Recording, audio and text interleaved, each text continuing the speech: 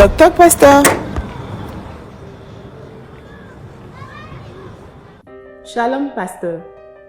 Je me marie dans 2 semaines, mais le père de mon enfant qui m'avait abandonné est réapparu. Il dit qu'il m'aime et est prêt à m'épouser. Pasteur, j'aime toujours mon ex. Que faire?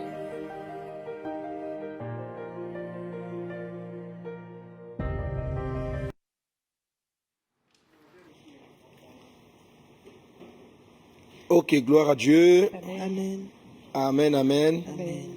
Alors, mes filles, vous avez compris la question?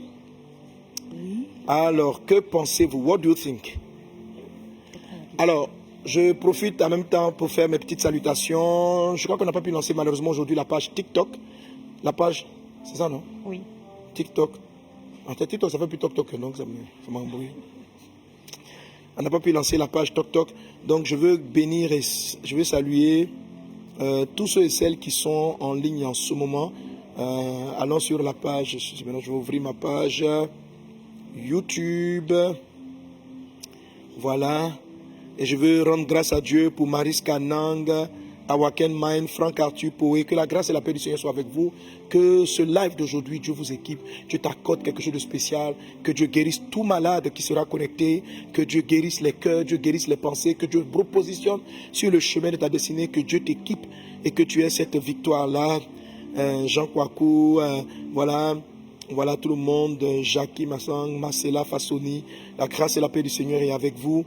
Je veux bénir Dieu pour les pages anglophones. La dernière fois, on a eu quelques difficultés avec les pages anglaises. But I want to greet and bless all those who are connecting on our English page. God bless your life and share this link and share this video to bless someone. The message is a prophetic message. It's a time of prayer. God will use that time to save families, to save your heart, and to guide you. God will use this time to transform your life. Welcome to our page and be ready. Something will happen to your life. Father, thank you for this grace. Amen. En tout cas, vous tous connectés, soyez bénis. Donc, n'hésitez pas, si vous n'êtes pas encore abonné à cette page, de vous y abonner. À part le MS Live, on a encore d'autres émissions, d'autres programmes, d'autres directs par lesquels je parle pour te parler. Donc, abonne-toi, connecte-toi et surtout maintenant, invite quelqu'un, invite quelqu'une. Les malades sont guéris, les vies sont transformées dans ce programme. Amen. Amen. Alors, donc, la question du Tok Tok Pasteur est celle-là. Pasteur, je me marie dans 2 semaines. Alors, donc, une sœur qui se marie très bientôt, mais qui découvre dans son cœur des sentiments pour son ex. Surtout que ce dernier est revenu vers elle pour lui dire qu'il aime et qu'il vive avec elle. Et un autre élément, c'est qu'elle a un enfant de ce texte-là qu'il avait laissé. Qu'est-ce qu'elle doit faire? Est-ce qu'elle fait son mariage ou elle sursaut au mariage parce qu'elle, visiblement, elle n'aime pas elle n'aime plus ou elle n'aime pas, en tout cas, le fiancé avec lequel elle a prévu se marier incessamment pour pouvoir maintenant donc donner une chance à cette relation qui s'est brisée, de laquelle, avant qu'elle ne connaisse le Seigneur, qui lui avait donné un enfant. Et une chose que je rappelle, c'est que son ex, entre-temps, parce qu'on a les détails, n'est-ce pas? L'ex, entre-temps, est venu à Jésus, ok? Ils ont eu un enfant, il n'était pas à Christ, il est venu à Jésus entre-temps, il s'est donné au Seigneur, et il se rend compte que c'est celle qui veut marier là, va se marier bientôt. En tout cas, il lui a fait les avances. Et elle aussi, ça a réveillé le feu. Elle s'est rendue compte qu'en fait, elle avait laissé, mais elle aimait toujours. Alors, qu'en pensez-vous? Quelle est votre réponse? Mettez maintenant les commentaires. J'attends vos commentaires sur Facebook, sur YouTube. Répondez votre avis là-dessus. Voilà. Et je vais commencer à lire quelques avis. Voilà. J'ai la première réponse de Daddy. Il dit, il faut prier en langue, ma soeur. Nous ne savons pas ce qu'il convient de demander. La Bible dit, nous ne savons pas ce qu'il convient de demander dans nos prières. Romains 8 dit, l'esprit intercède par l'esprit. On ne sait pas ce qu'il a demandé. Il dit, tu ne sais pas ce que tu as demandé. Prie en langue. Ça, c'est la réponse. Le père de ton enfant, là, vient pour t'embrouiller. Il vient pour te distraire. Pourquoi il était parti en premier lieu? La sœur. La sœur n'est pas concentrée. Donc, Elisabeth Big dit, il faut te concentrer sur ton mariage, tu vas te marier. Parce que l'affaire, c'est un piège qui est en train de t'être tendue. Marie-Pierre dit, elle suit le mariage.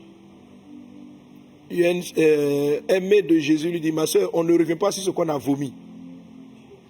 Bibiche, Miafo dit, c'est une illusion. Lise, Mimi, pour moi, la soeur doit arrêter et faire le tri avec son passé. Et donc, Lise dit, il faut arrêter la relation et puis bien gérer d'abord tes histoires avant de continuer.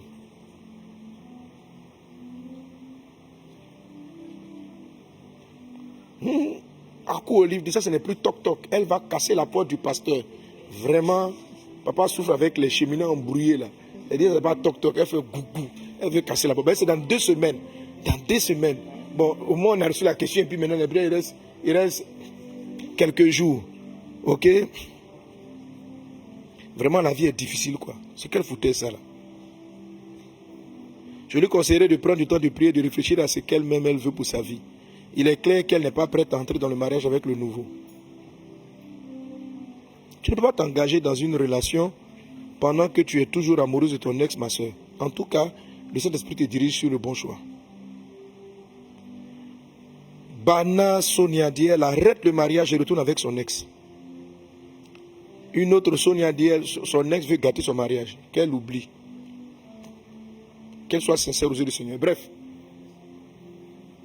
Donc, voilà. Alors, Annabelle, what do you think? Oui, pasteur. Cette histoire me fait penser à une histoire que j'ai vécue avec des amis qui aussi, à quelques jours de leur mariage, avaient le sentiment, monsieur et madame, qu'ils étaient en train de faire une erreur. Mais ils se sont engagés dans le mariage et aujourd'hui, ils sont divorcés. Parce que la dame s'est rendue compte, là, à la porte du mariage, là, qu'elle avait des sentiments pour son ex, qui lui aussi avait des sentiments pour elle. Mais à cause du regard des gens, à cause du témoignage, ils se sont engagés dedans en étant conscients que ils étaient en train de faire une erreur. Et malheureusement... Donc, ton amie, est-ce qu'elle avait avoué à son fiancé avec qui elle allait se marier qu'elle avait des sentiments pour son ex? Oui. Et les deux, de façon consentante, ont décidé de se lancer dedans. Malgré que... Voilà. Bien qu'ils n'étaient pas satisfaits. Exactement. Okay. Bien qu'ils avaient des sentiments à la fin contraires. Ils se sont laissés attirer peut-être par le fait de dire on brûle, on a... Voilà. Et alors que leurs sentiments n'étaient pas fondés. Moi, je crois que tant qu'ils ne sont pas entrés dans le mariage, c'est vrai que là, on relève une certaine instabilité dans ses émotions, ses sentiments, mais tant qu'ils ne sont pas encore entrés dans le mariage, on peut encore s'arrêter là et puis amener toute chose à la lumière de la parole du Seigneur.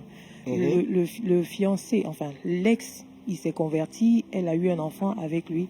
Moi, je crois que c'est pas impossible de rebâtir quelque chose fondé sur la parole de Dieu avec celui qui est parti. Je crois. Donc, ton avis... Mon avis, c'est qu'il faut s'arrêter là. Elle stoppe, même à 2 semaines, et elle n'a qu'à repartir voir... Elle prie, et puis c'est possible, je me dis que c'est possible que le choix de Dieu pour son mariage soit celui qui est parti. Voilà. Ok. Alors, s'il a manifesté de l'intérêt pour elle, et vice-versa, je crois que c'est aussi possible. Ok. Oui, pasteur Carmen. Moi, je pense aussi que c'est vrai qu'il y a encore des problèmes d'émotions et de sentiments à gérer. Donc, nous sommes à 2 semaines du futur mariage. Il est bon de faire une pause pour ne pas que dans le mariage, ça soit catastrophique. Parce que, au vu de son témoignage, on sait qu'elle n'aime pas celui avec qui elle s'apprête à se marier dans 2 semaines. C'est vrai que ça va faire souffrir le frère, mais mieux vaut souffrir maintenant que d'aller souffrir après dans les mariages. Mais aujourd'hui, on va parler de goumène. Donc, elle va gouméniser. Donc, vous êtes prêts à ce qu'elle gouménise? Papa, c'est mieux. Le monsieur, il est tranquille. Il a eu sa fiancée. Dans 2 semaines, ils vont se marier. Papa, elle ne l'aime pas. Elle va le faire souffrir. Elle aime quelqu'un d'autre. Ça va devenir adultère. Non, c'est vrai. Je suis d'accord. Aujourd'hui, là, mes filles, là, vraiment, elles ont des avis bizarres. Est-ce qu'il y a quelqu'un même dans la salle ici, là? Bon, Emma, on ne t'entend pas au micro, mais toi, ton avis. On ne t'entend pas au micro, mais demande ton avis. Je vais traduire ton avis.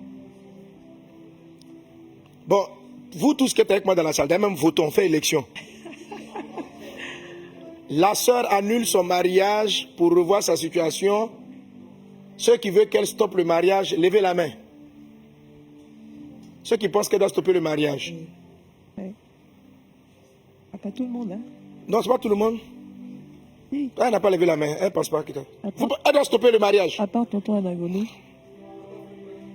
Elle passe à Nagono, lui... Ceux qui pensent qu'elle doit se marier. Ils sont minoritaires. Elle ne doit pas se marier. Oui. Elle va embrouiller le monsieur. Bon. Alors, bon, c'est vrai que la question est assez problématique. Mais ça va revenir au principe ou à l'élément. Je pense que tu auras plus de réponses en écoutant la formation de tout à l'heure. Ok? L'élément principal, en fait, bon, je ne sais pas pourquoi chacun a une réponse comme ça, c'est l'esprit du monde actuel. Baser le mariage sur les sensations et les sentiments. Les sensations et les sentiments sont variables, sont changeants, sont... Mercredi dernier, mon message était le vieil homme. Oui. Et on a lu justement que à vous dépouiller eu égard à votre passé du vieil homme, Éphésiens chapitre 4, verset 22, qui se corrompt par des convoitises. Et le mot convoitise ici, c'est des désirs, c'est des sentiments, c'est des sensations trompeuses. Amen. Alors, ceux qui sont mariés et qui ont des sentiments pour des personnes à l'extérieur, doivent-ils sortir de leur mariage à cause de leurs sentiments? Si quelqu'un est marié, et puis subitement il se rend compte que non, il y a beaucoup de gens qui sont dans le couple, les femmes sont dans le couple et puis elles tombent amoureuses de quelqu'un d'autre. Elle commence à tomber amoureuse de quelqu'un. Qu'est-ce qu'elle doit faire? Elle doit faire quoi? Si elle est amoureuse de quelqu'un. Ok, elle fait quoi? Tu es dans ton foyer, tu découvres que tu n'as pas de sentiments pour ton mari. Et puis, parce qu'il y a beaucoup de femmes qui me suivent, qui n'ont pas de sentiments pour leur mari, mais elles sont dans le foyer pour raison, parce que c'est pas bien de divorcer. Et puis, dans cette situation-là, elle commence à fréquenter un collègue du travail, un collègue de bureau, et elle tombe amoureuse. Qu'est-ce qu'elle fait? Qu'est-ce qu'elle fait?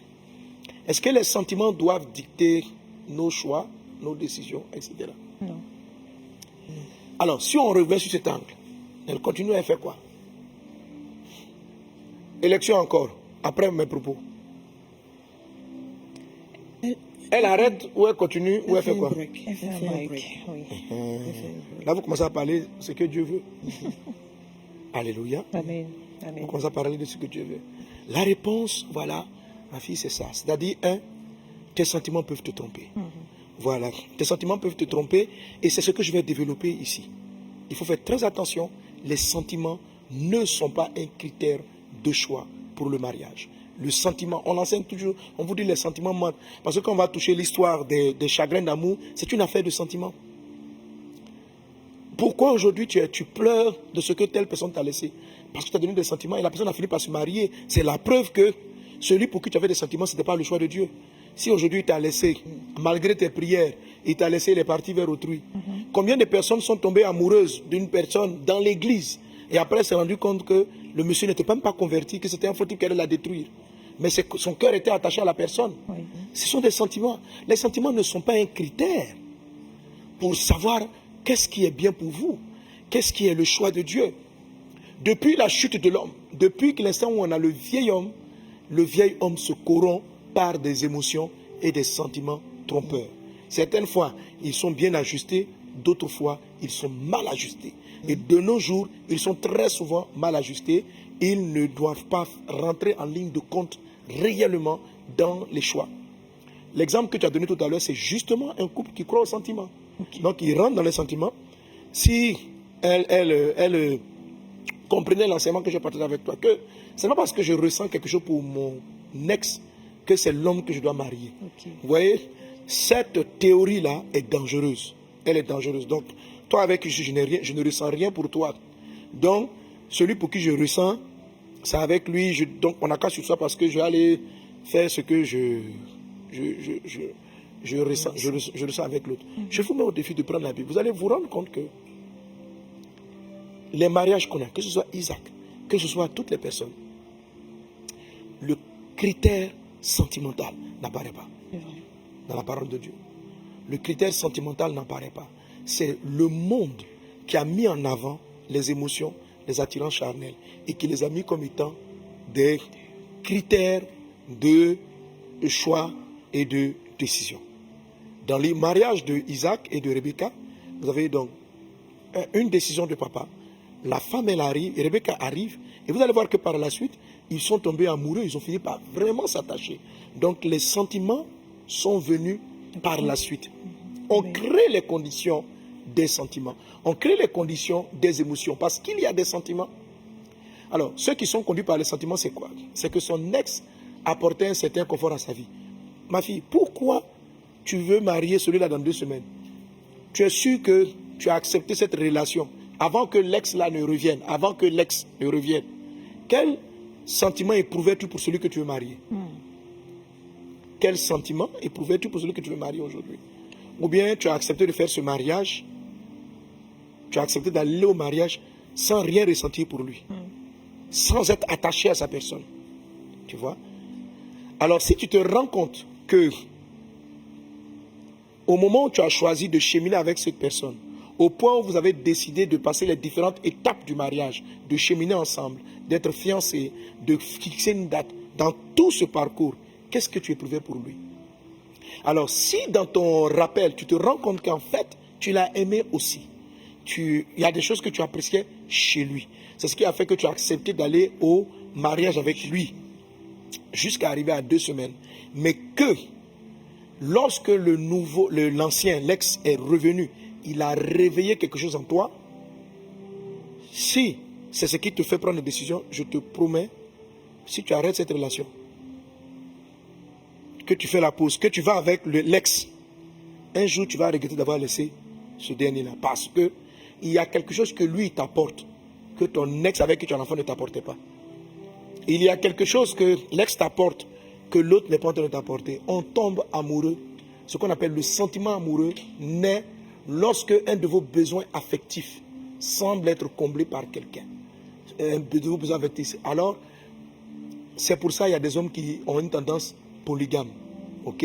Parce que justement, les émotions, les sentiments, leur donnent des besoins affectifs à être comblés. Et il y a une femme ici qui comble un trou, il y a une femme là qui comble un autre, donc à la fin, il a envie de s'attacher à 3000 femmes à la fois. Ok? Tout ça, ça vient de la corruption de la chair, ça vient de ce que la Bible appelle le vieil homme. L'esprit de la prophétie doit combattre cela. Et je ne vais pas aller plus loin dans la réponse pour le Toc Toc Pasteur, mais seulement en train de te dire, qu'est-ce que dois-tu faire? C'est de mettre de l'ordre en toi. C'est d'aller voir celui avec qui tu es engagé dans les 2 semaines. Tu dis, ah, moi je t'aime bien, j'étais en train de vouloir me marier. Quand j'ai vu des sentiments étranges se réveiller dans mon cœur concernant l'ex, il faut que tu sois honnête avec ton fiancé actuel. Tu lui dis vraiment, je suis désolé. Je sais que ce que je vais dire va te faire mal, va te faire souffrir. Je te demande pardon. J'ai vraiment honte de moi. Mais je ne peux pas être hypocrite avec moi-même. Je ressens en ce moment je ne sais pas si c'est fondé ou infondé. Je ne sais pas d'où ça vient. Mais je constate que mon cœur. Donc, je ne veux pas rentrer dans tout tromper. Je souhaiterais qu'on puisse repousser, ajourner ce mariage. Le temps que moi-même je me retire et que j'aille mettre de l'ordre, je me vais voir Dieu pour dire, Seigneur, que se passe-t-il en moi? Comment est-ce que je peux aimer 2 personnes? Peut-être tu vas dire, je n'ai jamais aimé celui avec qui je me marie en fait. Mais j'ai voulu me marier parce que j'étais fatigué d'être célibataire. Il y a certains, c'est ce choix-là. J'étais fatigué d'être célibataire. Mais est-ce que tu sais que même ce choix-là même peut être de Dieu souvent? Oui. Amen. La plupart des mariages qui sont solides dans le passé, nos parents avant dans la tradition, ils ne se marient pas par sentiment. Hein. Les parents choisissaient, c'est-à-dire depuis la femme, on dit l'oncle, le monsieur qui est là, vous êtes destiné à vous marier. Et puis une fois rentré dans le mariage, les sentiments arrivent, un peu comme l'histoire de Rebecca et puis de Isaac. Parce que les sentiments sont créés. Amen. Les sentiments sont engendrés par rapport à des besoins affectifs. Il faut que quelqu'un, un homme autour de toi, sache apporter ce besoin. Alors, quand tu vas prendre ton moment de retraite, il faut que tu